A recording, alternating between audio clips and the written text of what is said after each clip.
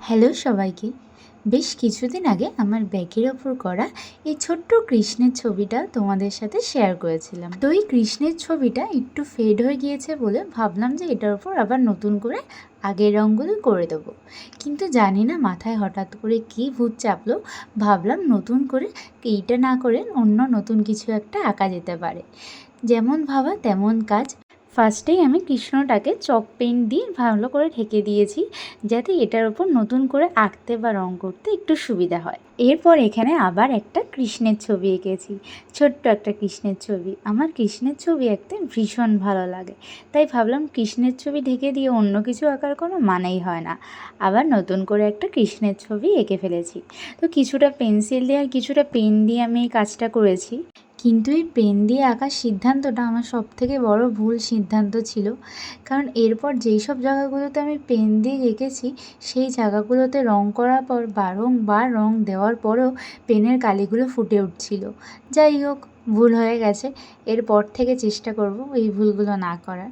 তো যাই হোক, প্রথমেই আমি এখানে ছোট্ট কৃষ্ণের মুখশ্রী আর হাতের গলার রঙটা করে নিয়েছিলাম। এরপর আমি এখানে পদ্ম ফুলের রঙটা করা শুরু করেছিলাম, কিন্তু দুর্ভাগ্যবশত যখন পদ্ম ফুলের রঙটা করা শুরু করেছি তখনই কারেন্ট চলে গিয়েছিল। তাই সেই সময় ফোনের ফ্ল্যাশ মেরেই কাজ করছিলাম, তাই তখন আর ভিডিও করা হয়নি। এরপর আস্তে আস্তে কৃষ্ণের পায়ের রঙটা করে নিয়েছি। তারপর পদ্ম পাতা রঙ করা শুরু করেছিলাম। যখন আমি রঙ করি তখন আমার সেভাবে ক্যামেরার দিকে খেয়াল করা হয় না, তাই আমি দেখতে পাইনি যে পদ্ম পাতাটা পুরোটাও ছবিতে আসছে না। আর সেই সময় ক্যামেরাটার একটু ঠিক করার দরকার ছিল, তাহলে হয়তো বুঝতে পারতাম। বাট যেহেতু আমি ক্যামেরার দিকে লক্ষ্য করি না আর মন দিয়ে আমার কাজটা করি, সেই জন্য পুরো ক্লিপটা তখন তোমাদের সাথে শেয়ার করতে পারিনি। পরে যখন খেয়াল করেছিলাম তখন আবার ঠিকঠাক করে নিয়েছি। তো পদ্ম পাতায় এখানে আমি ফার্স্টে ইয়েলো দিয়েছিলাম, তারপর লাইট গ্রিন, তারপর একটুখানি মিডিয়াম গ্রিন আর ডার্ক গ্রিন, এই চারটে কালার দিয়ে আমি পদ্ম পাতার কালারটা কমপ্লিট করেছি। এরপর জলের কালারটা করার জন্য আমি এখানে স্কাই কালার আর পার্সিয়ান ব্লু কালার মিক্সড করে এরকম একটা শেড বানিয়েছিলাম, যাতে একটু ডার্ক ডার্ক টোনটা লাগে। তারপর সেটাকে ব্ল্যাক দিয়ে একটু মিক্সড করেছি। এরপর ব্ল্যাকের সাথে স্কাই কালার মিশিয়ে এই টোনটা এনেছিলাম। আমি নিজেও জানি না আমি কখন কি কালার তৈরি করেছি, কারণ যখন আমি এইসব কাজ নিয়ে বসি একটার পর একটা কালার মিক্সিং করতে করতে এক একটা নতুন নতুন কালার তৈরি করি, পরে নিজেও বুঝতে পারি না যে কোন কালার মিক্সড করে ওই কালারটা বানিয়েছিলাম। তো তোমাদের সাথেও কি এরকম হয়ে থাকে যেমনটা আমার সাথে হয়? এরপর জলের ওপর একটু ডিটেলস অ্যাড করার জন্য আমি এখানে লাইট স্কাই কালারটা বানিয়ে নিয়েছি। স্কাই কালারের সাথে একটু হোয়াইট কালার মিক্সড করে নিয়েছিলাম, তারপর সেই কালারটাই পদ্মের আশেপাশে একটু দিয়ে নিয়েছিলাম। তো দেখো, ডিটেলস অ্যাড করলে জিনিসগুলো কতটা ন্যাচারাল দেখতে লাগে। যেমন জলের কালারটা আমার বেশ ভালো লাগছিল। হ্যাঁ, আমি যেমনটা চেয়েছিলাম ততটা ভালো হয়তো হয়নি, তাও আমার মতে মোটামুটি অনেকটা ভালোই কিন্তু হয়েছে।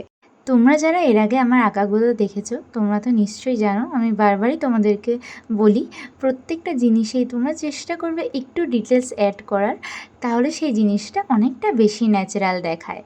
আমি নিজেও খুব একটা ভালো ডিটেলস অ্যাড করতে পারি না, তবুও চেষ্টা করি।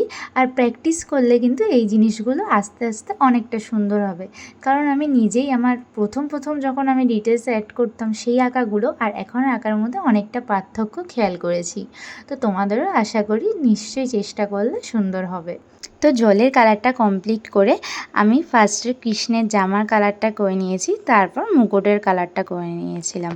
জামাটা আমি ফার্স্টে হোয়াইট কালার, তারপর তার উপর থেকে একটু লাইট ইয়েলো কালার দিয়েছি। আর মুকুটের জন্য আমি এখানে ক্রোম ইয়েলো কালারটা ইউজ করেছিলাম। প্রথমেই তোমাদেরকে বলেছিলাম পেন দিয়ে আঁকাটা আমার সবথেকে বড় ভুল সিদ্ধান্ত।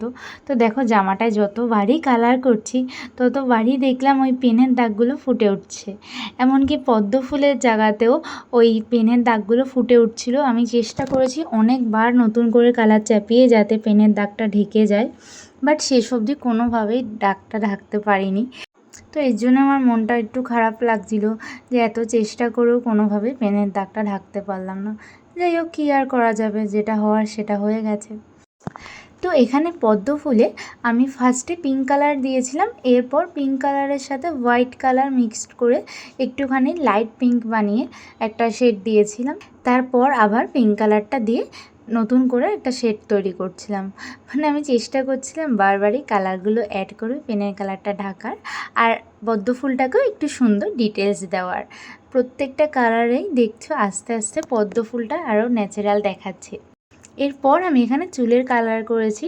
প্রথমে ব্ল্যাক কালার দিয়েছিলাম, এরপর চুলের কালারটা যাতে একটু হাইলাইট করে তার জন্য স্কাই কালারের সাথে হোয়াইট কালার আর ব্ল্যাক কালার মিক্সড করে একটা লাইট শেড আমি দিয়েছি। তো এই ব্যাগের পুরো কালারটা আমি ফেব্রিকের অ্যাক্রিলিক কালার দিয়ে কমপ্লিট করেছি। ফেব্রিক দিয়ে কালার করতে আমার বেশ ভালোই লাগে। জানো তো, আরেকটা নতুন জিনিস আজকে শিখেছি এই ব্যাগটার কালার করার সময়। এই ধরনের ব্যাগে কালার করলে সেগুলো শুকাতে অনেকটা বেশি সময় লাগে। আমার আগে জানা ছিল না ফেব্রিক দিয়ে কাজ করলে সেটা শুকাতে এতটা বেশি সময় লাগে, বাট এটার উপর কাজ করতে গিয়ে দেখলাম অনেকটা সময় লাগছে। ন্যাচারালি আমি যখন কোনো ছবি আঁকি তখন ফ্যান বন্ধ করেই করার চেষ্টা করি, কারণ কালারগুলো শুকিয়ে যায় বলে আমার অসুবিধা হয়। আর তোমরা যারা অ্যাক্রিলিক কালার ইউজ করো তারা তো জানোই এই সমস্যা, অ্যাক্রিলিক কালার খুব সহজেই শুকিয়ে যায়। কিন্তু এই প্রথম দেখলাম যে অ্যাক্রিলিক কালার শুকাতে এতটা সময় লাগছিল। যাতে ব্যাগের কালারটা তাড়াতাড়ি শুকায় তার জন্য আমি পুরো কাজটাই ফ্যান চালিয়ে কমপ্লিট করেছি। কিন্তু তারপরেও দেখছিলাম যে ফ্যান চালানো সত্ত্বেও অনেক সময় লাগছিল। তো এই কাজটা দেখে তোমাদের যতটা তাড়াতাড়ি মনে হচ্ছে ততটা তাড়াতাড়ি কিন্তু কাজগুলো করা না। অনেকটা ফাস্ট করেই তোমাদের সাথে ভিডিওটা শেয়ার করছি, তাও চেষ্টা করেছি সব কটা পার্ট তোমাদের সাথে শেয়ার করা। পুরো ভিডিওটা শেয়ার করেছি যাতে কিনা তোমরা নিজেরা এইরকম ধরনের কিছু আর্ট ট্রাই করতে পারো। আমার ইচ্ছা করে আমার আঁকাগুলো তোমাদের সাথে পুরোটাই শেয়ার করার, কিন্তু কিছু কিছু সময় পুরোটা শেয়ার করা হয়ে ওঠে না, কারণ ওই ছোট্ট ছোট্ট শর্টসগুলোতে কতটাই বার দেখানো সম্ভব বলো।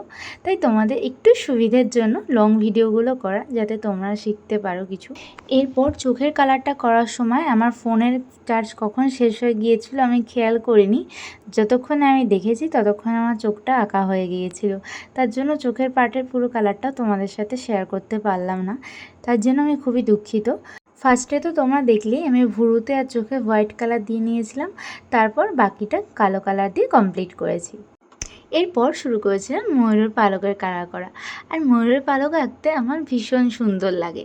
আমি প্রায় সময় যে কোনো জায়গায় যখন আমি ফাঁকা বসে থাকি ময়ূরের পালকের ছবি আঁকি।